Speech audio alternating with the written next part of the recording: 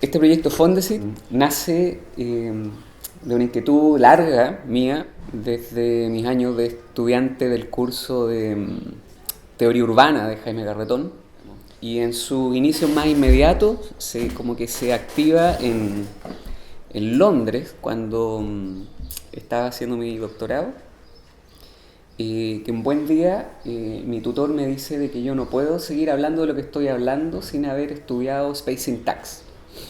Y eso, yo diría, terminó por enrielar definitivamente el doctorado y bueno, y luego mis investigaciones en el área urbana. Porque lo que ocurre es que Space Syntax marca un antes y un después en urbanismo. La crítica fundamental de Hillier es que el urbanismo ha sido históricamente muy fuerte prescriptivo, pero muy débil analíticamente. Y eso es un hecho concreto. O sea, desde Vitruvio nos dicen cómo hacer las cosas, pero nunca nos explican cómo hacerlas. Entonces, hasta el 1900, ¿cierto? Hasta comienzos del 1900, los arquitectos y los urbanistas estaban dispuestos a actuar así.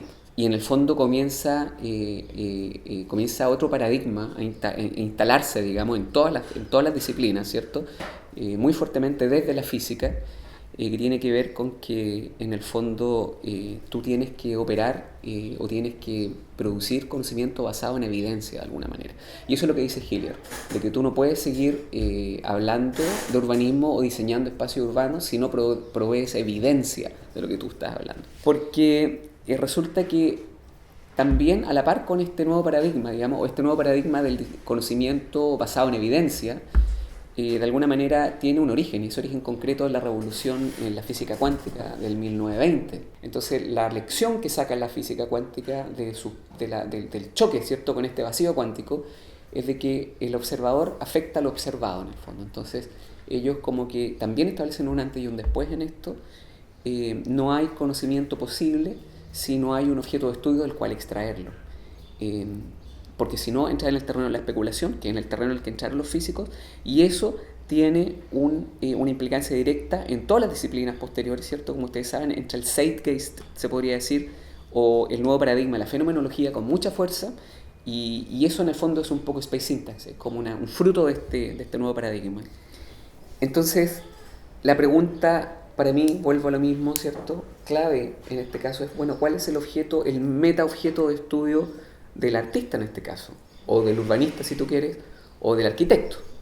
El físico lo tiene claro y siempre lo ha tenido claro. Yo diría que la potencia como sistema social que ha adquirido la física deriva justamente de que ellos siempre han tenido muy claro de que el objeto de estudio de ellos es el reino natural. Pero yo diría que en arte se produjo un cierto como olvido, una cierta amnesia, una trastocación de valores, podría decirse, en donde como que nos olvidamos y entramos como en un terreno de especulación, como de inventar las cosas, de que como que todo va, todo es posible, todo es arte, al extremo, ¿cierto?, de que ya muchos arquitectos creen que la arquitectura en realidad no es un arte, que es pura técnica, digamos, que es puro oficio. Y yo diría que es el modernismo el que trastoca por primera vez esa complicidad entre urbanismo y arquitectura. Yo, hasta donde he visto, ese trastocamiento de valores fue producto o tiene origen calza con la aparición del fenómeno del auto en la ciudad. Pero esa aparición, ese tiempo ha bastado para que todos pensemos y asumamos, ¿cierto?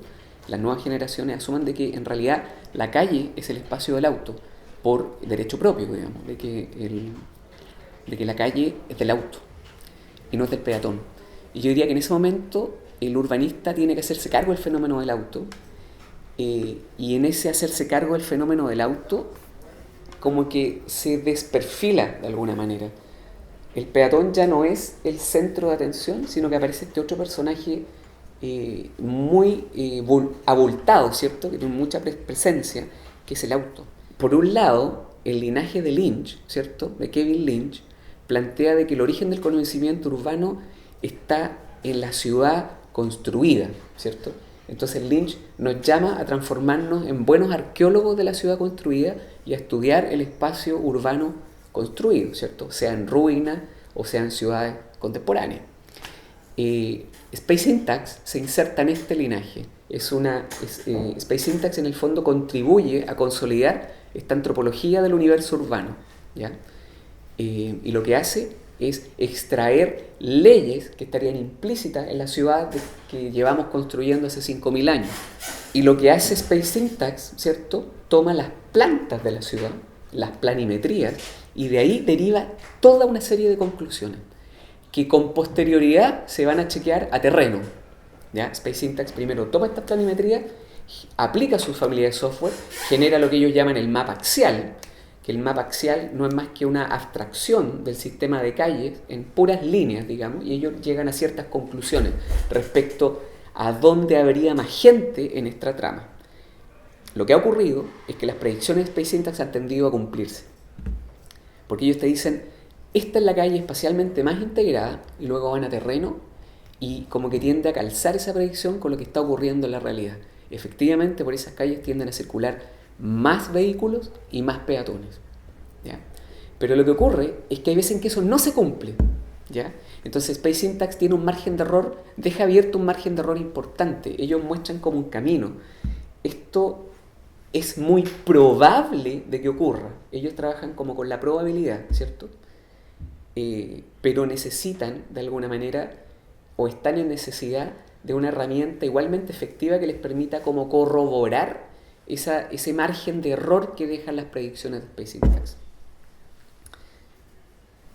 Y luego, paralelamente, desde el trabajo de Jane Jacobs se viene desarrollando con mucho menos velocidad, diría yo, porque está bastante menos diferenciado el linaje de Jacobs, ¿cierto? Que tiene como objeto de estudio no la ciudad construida, sino la percepción de gente dentro del espacio urbano. O sea, Jacobs estaba muy preocupada de la gente como objeto de estudio, de la percepción de gente, o sea, lo que Garretón siempre denominó como la comunicación directa entre personas.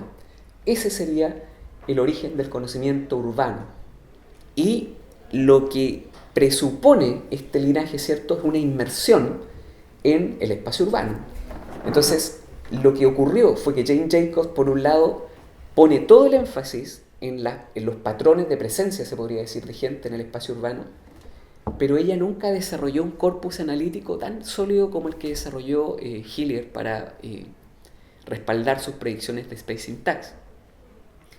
Entonces, como que este linaje de Jacobs queda un tanto rezagado, queda subdesarrollado, porque no se desarrollan herramientas para sondear el fenómeno urbano, entendido no como la percepción de espacio, sino como la percepción de gente dentro del espacio urbano.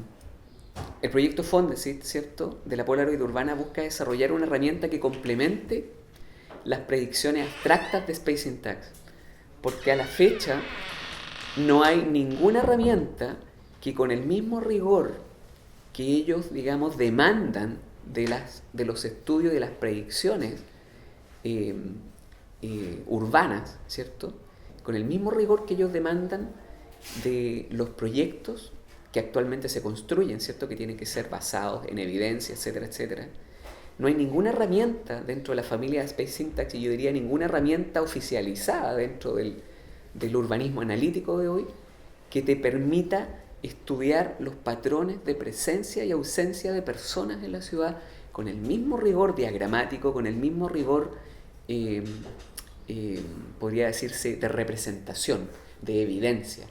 Entonces, lo que la Polaroid busca es proveer de una herramienta experiencial, ¿cierto?, por la vía de la inmersión, o se podría decir a nivel de observador, de lo que estas predicciones de forma abstracta prometen, ¿cierto? Entonces Polaroid termina llamándose Polaroid porque, como les decía, un registro anecdótico, una foto, 2 fotos no bastan. Se necesitan muchas fotos, muchos clics simultáneos. Y esos clics se necesitan no desde el centro de la calle por donde circula el auto. Necesitas que estos registros sean hechos a nivel de observador y desde los espacios peatonales, digamos, inmersos en los espacios por donde circula el peatón. Y esos son la vereda y el paseo peatonal. Entonces lo que hicimos, porque de momento no existe una tecnología automática que te permita registrar que te permita realizar este registro, como que tú te ves forzado a recurrir a voluntarios en el fondo, te ves forzado a recurrir como a patrullas de personas, cada una con su cámara haciendo clic. Y ese registro lo hicimos hace muy poco tiempo. Necesitamos como de aproximadamente unas 100 personas para cubrir una hectárea, más o menos, en el centro histórico de la ciudad de Concepción. Y eso es lo mágico de esto, de que en un clic teníamos esa hectárea cubierta. O sea, es decir, en términos ideales, ¿cierto? En cuestión de segundos, tú tienes una instantánea del campo visual. Y por eso que dependes de personas, porque no hay otra manera de hacerlo que no sea a nivel de observador.